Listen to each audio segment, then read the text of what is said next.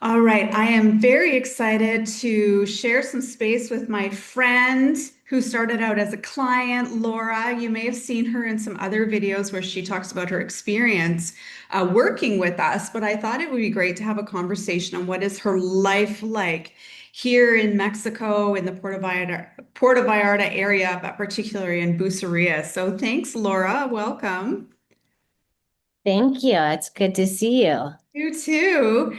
So we're in sort of mid-end of June, hence my like frizzy, swampy, very curly hair. And we'll talk about weather in a second. But Laura, tell everybody, like, when did you move here? What was kind of your timeline with things? So I moved very quickly. I moved within 2.5 months. And I've been down here now for about 2.5 months, close to 3 months. I was ready to make the move as quick as possible. So I sold the majority of my belongings. I rented out my condo and I put some things in storage. And I did the safe pass with Ian, and I brought my three cats, and it has been wonderful. And I've been adjusting and settling in and discovering all my surroundings. And you're here in Bucerías, and one of the questions that I often receive, especially from individual women, is like, is it safe for me to come to Puerto Vallarta and Bucerías? So tell me, since you've been here, let's get that big sort of elephant in the room that people always ask me. How do you feel, being here? Sorry, excuse me. I feel very safe being here. I drive. I'm single. I've never been married. I've had my first visitors, so I've driven all around the area. I also have friends in Puerto Vallarta and drive back and forth quite a bit. And the Petco is there, so I have to go in and out of Puerto Vallarta for that quite a bit. And you know, it's just like anywhere. You need to be aware of your surroundings, of course. But Bucerias is a very safe area. Everyone is friendly. Everyone, when we pass each other, we say buenos dias, good morning, good afternoon, good evening to one another. It's a very safe environment, and I'm extremely happy here. And, just kind of going back a step, what was it for you? Like you did move fairly quickly. Um, what was it that you were finally like, I'm going to do this. I'm making this decision to move to Mexico. Well, it has always been a dream for me to live abroad, but I was done with the political situation in the United States. And I was also thinking to myself, what am I waiting for? I need to make my own life, and I have nothing holding me back. So it's time to take the jump. And, it's been amazing since you've been here. As you said, it's about 2.5 coming on to 3 months. Um, Mhm. you really integrated, like you really got involved in things. So tell everybody, like, what did you do to kind of create those relationships and create community that you did, so effectively? Yes, well, one thing I found early on is you need to be on Facebook. It's important to join groups and you learn the community and learn. For me, I enjoy volunteer work. So I immediately joined some volunteer groups, recycling with the animals. And I've been meeting people that way. I also joined a paddleboard group. And I paddleboard several times a week with some lovely women, and we all learn from each other. It's a great community here. Everyone helps each other out, gives each other information. What vet do you use? What dentist do you go to? What bank are you using? But also you've helped me with all of that as well. I have felt like I have a leg up on, because I have you. You have been such a big support to me. Oh, it's my pleasure. So what's something maybe since you moved here that was like a surprise to you? Let's start with a good surprise. What was something that was like a really good surprise? The driving, I was kind of nervous about driving, I'll tell you that. They drive slow here, you do have to pay attention to the signs. Some of the signs are kind of hidden. But again, Ian really on the way down, driving down here taught me a lot about the driving and the rules and what not to do and all of those kind of things. Um, Everyone is so friendly here and so welcoming. And another thing that I love where I am, I see all the horses and I see all the cattle, just all the animals. I sit on my balcony and the horses come down to go to the beach. It's fabulous. Yeah. Okay. And And what the was food. the food? We can't forget the food. Ah.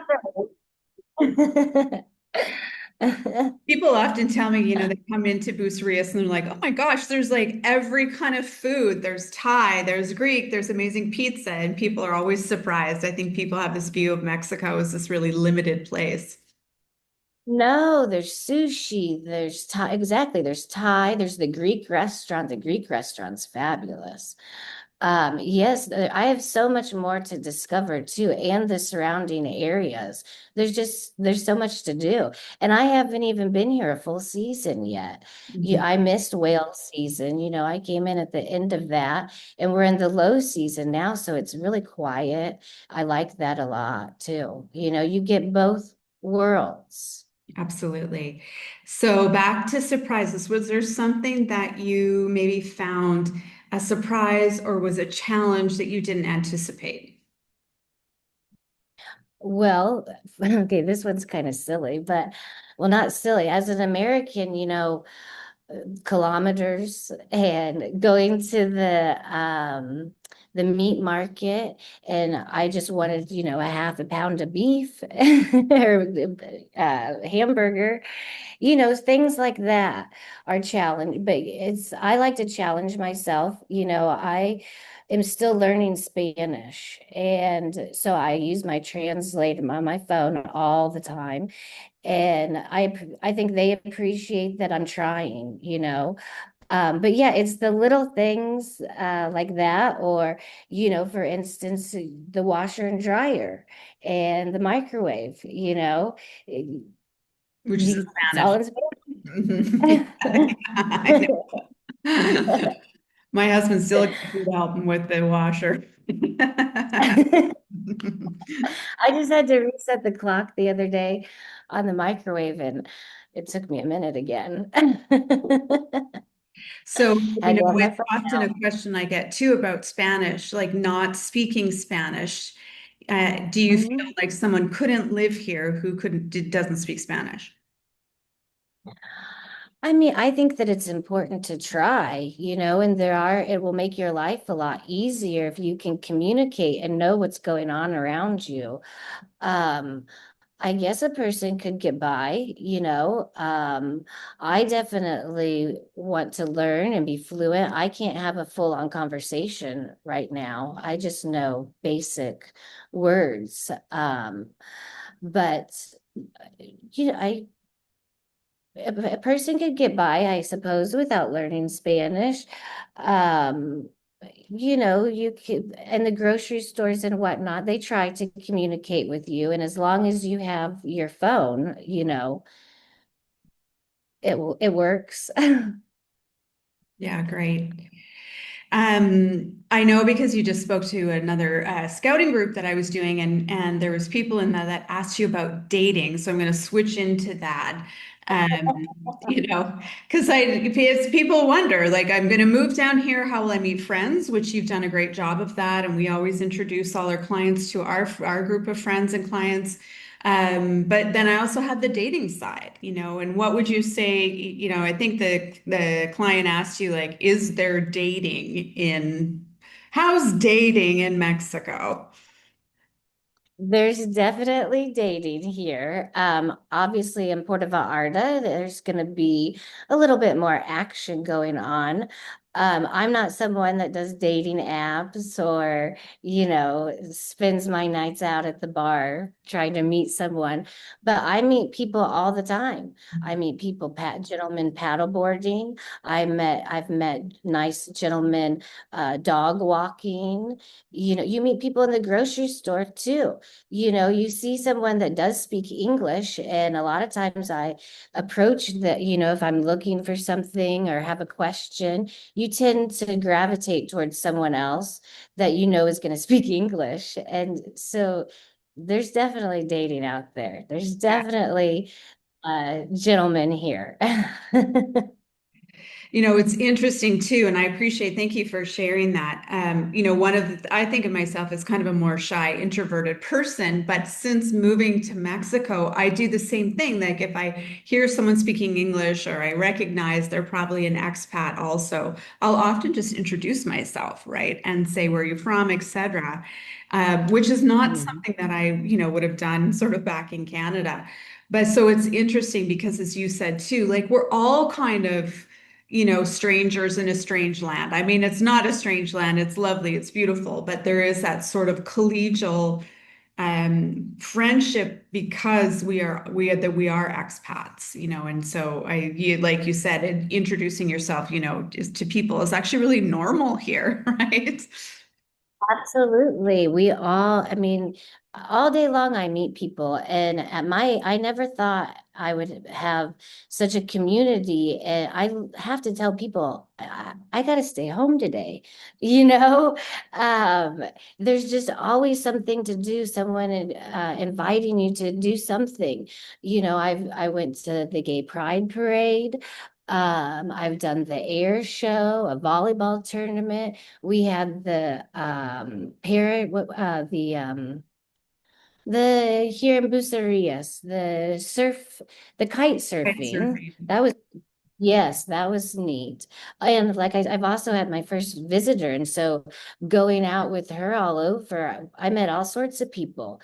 The first week I was here, I was walking downtown Bucerías, and I had stopped to price some paddleboarding, and a gentleman walked up to me, introduced himself, and started telling me all about the restaurants around where we were standing and everything. And come to find out, he was running one of the Facebook groups. Mhm.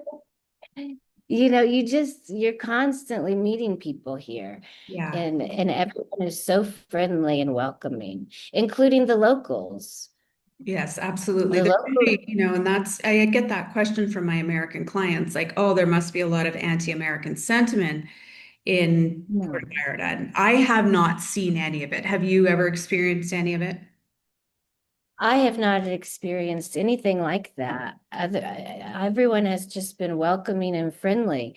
Like I said, when I walk down, we all say hello, good morning, good afternoon to one another. Or they'll stop me and we'll talk about how hot it is. And a lot of times they want to practice their English, Mhm. you know. That's a big thing too.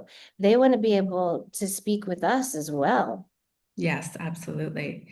One of the things that you also did, Laura, is like you did engage me to help you plan this all out. And even though, you're a very intelligent professional woman, um, how vital do you think that process of working with me and all the planning that we did, in making it easier and clear for you?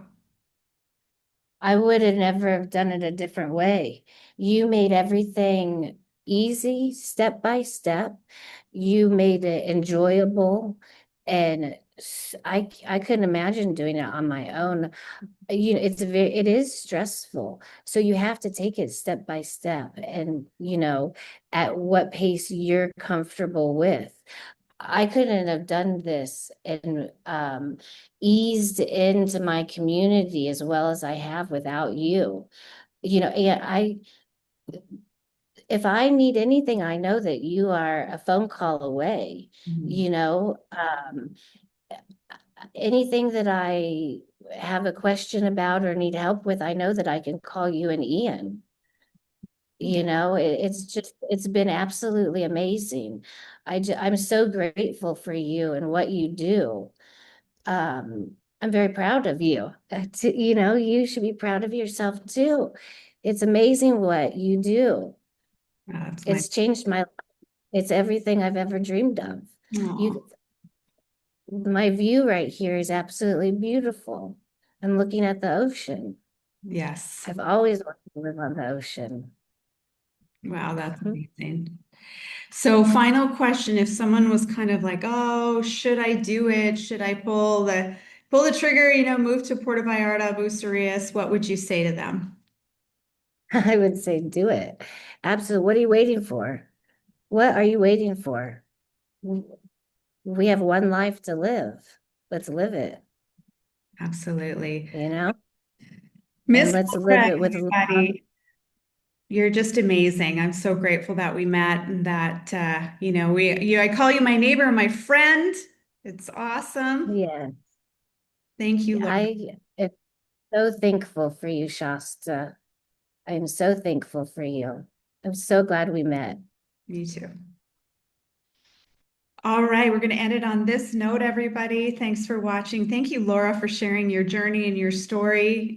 We hope that those of you that are watching are inspired to see what the possibility is. As Laura said, it really is one life. So let's live it. Yeah. Thank you, Shasta.